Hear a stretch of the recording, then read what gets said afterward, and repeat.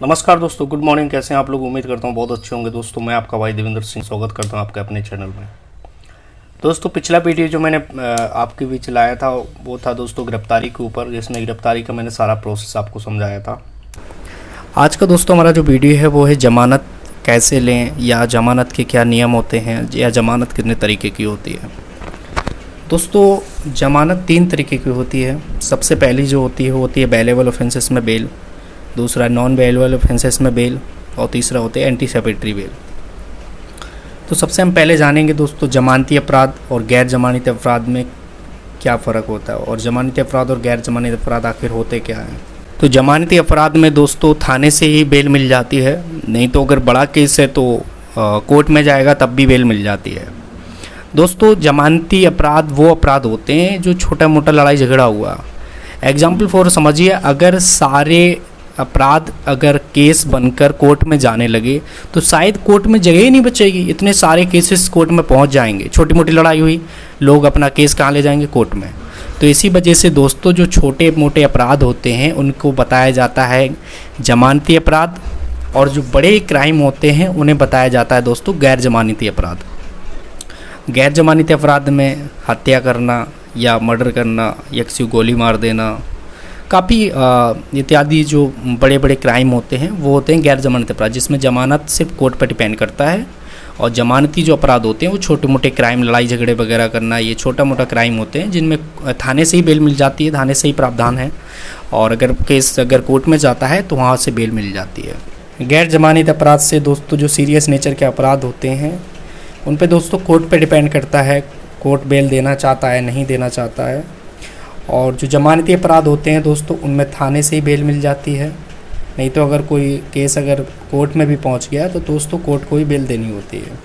तो आप समझ गए होंगे दोस्तों गैर जमानती अपराध और जमानती अपराध में क्या फ़र्क है।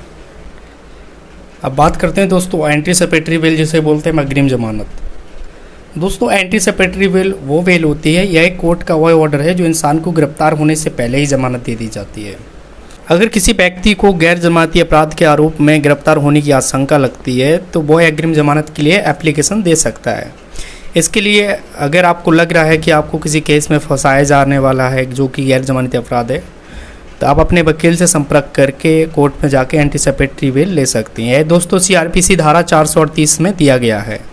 अब हम जानेंगे दोस्तों बेल बॉन्ड क्या होता है। बेल बॉन्ड शब्द से ही आप समझ रहे होंगे दोस्तों, बेल का मतलब होता है जमानत और बॉन्ड का मतलब होता है दोस्तों पैसा या धन या कोई प्रॉपर्टी।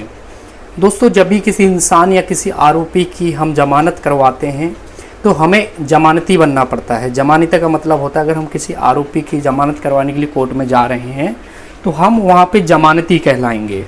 और जमानती होने के बाद जब हम उस आरोपी की या जमानत करवाने के लिए जो कोर्ट के सामने हम जो धनराशि रखते हैं या हम कोर्ट से प्रॉमिस करते हैं उसे ही दोस्तों बेल बॉन्ड कहा जाता है।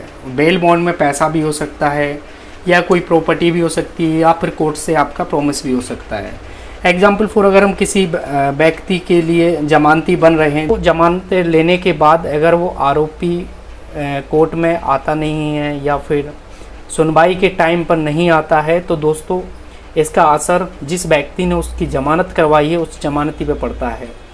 और जो उसने पैसा कोर्ट के सामने जो प्रॉमिस किया है या जो धनराशि दी हुई उसको भी जब्त कर लिया जाता है। दोस्तों किसी की ज़मानत करवाने के लिए हमें ज़मानती बनना पड़ता है। हर स्टेट का अलग अलग सिस्टम होता है। जैसे दिल्ली और राजस्थान हो गया जहां पर सिर्फ आप एक ही ज़मानती बनकर और उस आरोपी की ज़मानत ले सकते हैं। दूसरे स्टेट की अगर हम बात करें हरियाणा और उत्तर प्रदेश, जहाँ पर ज़मानती के साथ साथ शिनाख्ती भी देनी होती है। शिनाख्ती कोर्ट में यह कहता है मैं इस इंसान को जानता हूँ, यह बहुत जिम्मेदार इंसान है। अगर वह आरोपी भाग जाता है तो दोस्तों शिनाख्ती पर इसका कोई कानूनी दबाव नहीं रहता है, बल्कि जो भी दबाव या प्रेशर रहता है वो दोस्तों जो जमानत करवाने वाला जमानती होता है ये उस पर पड़ता है। दोस्तों जमानती के ऊपर भी कानूनी दबाव रहता है, और जमानती के ऊपर इसलिए रहता है क्योंकि जमानती ने उसकी ज़मानत करवाई है।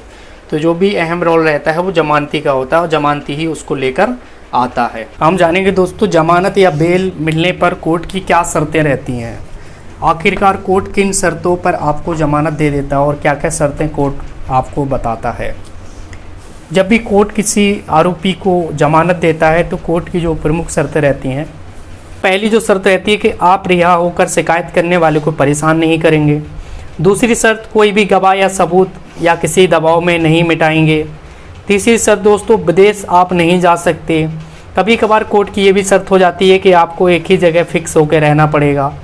कभी ज़्यादा गंभीर अगर अपराध किया है आपने, तो अगर आप ज़मानत पे आए हो तो आपको ये भी पाबंदी लगा दी जाती है कि आपको डेली थाने में जाकर प्रतिदिन हाजिरी लगाना होगा। दोस्तों कई बार देखा ये गया है, जब भी किसी इंसान को कोर्ट जमानत देता है, जमानत मिलने के बाद ज़्यादातर जो शिकायत करता होता है वो कोर्ट में अपील ये दे देता है कि ज़मानत लेने वाला जो शख्स है वो अपनी ज़मानत को मिसयूज कर रहा है और उसे धमका रहा है। तो दोस्तों इन चीज़ों से आपको बचना चाहिए। अगर कोई भी आरोपी जमानत लेकर आया है और विपक्ष अगर जमानत लेने के आकर आप मिसयूज नहीं कर रहे हैं और वो कोर्ट में जाके अपील दे रहा है कि जमानत लेने वाला अपनी जमानत को मिसयूज कर रहा है, तो दोस्तों आपको जमानत आपकी कोर्ट रद्द भी कर सकता है। दोस्तों इन चीज़ों से आपको सावधान रहना चाहिए। जमानत मिलने का जो मापदंड कैटेगरिया है, अगर किसी बड़े क्राइम में आपको गिरफ्तार किया गया है और जिसमें 10 साल की सज़ा का प्रावधान है, तो एक नोट करने वाली जो चीज़ होती है कि अगर पुलिस 90 दिन के अंदर चार्जशीट दाखिल नहीं कर पाती है तो दोस्तों अपराधी जमानत का हकदार हो जाता है। अगर पुलिस ने 90 दिन के अंदर चार्जशीट अगर दाखिल नहीं कर पाई तो आपको जमानत के लिए आवेदन देना पड़ता है, जिसे CRPC 167 के तहत जमानत मिल जाती है। कई बार क्या होता है कि कई लड़के को चोरी के आरोप में पकड़ा गया और उसको दोस्तों 7 साल की सज़ा मिली, और किसी ने दोस्तों मर्डर किया है, उसको जमानत मिल गई।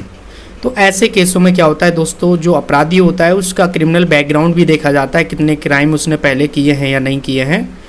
तो जमानत मिलने का एक सबसे अच्छा जो बचने का उपाय है, वो पहला उपाय तो ये है कि चार्जशीट अगर दाखिल नहीं हुई तो आपको जमानत मिल जाएगी 167 के तहत, कि अगर आपका क्रिमिनल रिकॉर्ड पहले नहीं है तब भी कोर्ट आपको जमानत दे देगा।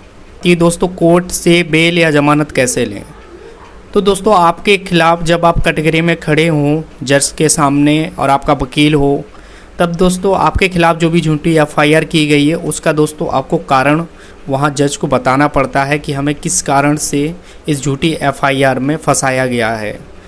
आपको दोस्तों उदाहरण सहित बताना पड़ेगा, या CCTV कोई रिकॉर्डिंग या फिर अपनी मेडिकल रिपोर्ट या जो भी चीज़ आपके पास प्रूफ है उनसे आप साबित कर सकते हो कि हमें किस साजिश के साथ हमारी ये झूठी FIR हुई थी। दोस्तों मैंने आपको 2 ट्रिक बताई हैं। पहली ट्रिक ये है कि अगर आपके जो जांच एजेंसी है अगर 90 दिन के अंदर चार्जशीट दाखिल नहीं कर पाती है तो आपको CRPC 167 के तहत बेल मिल जाती है।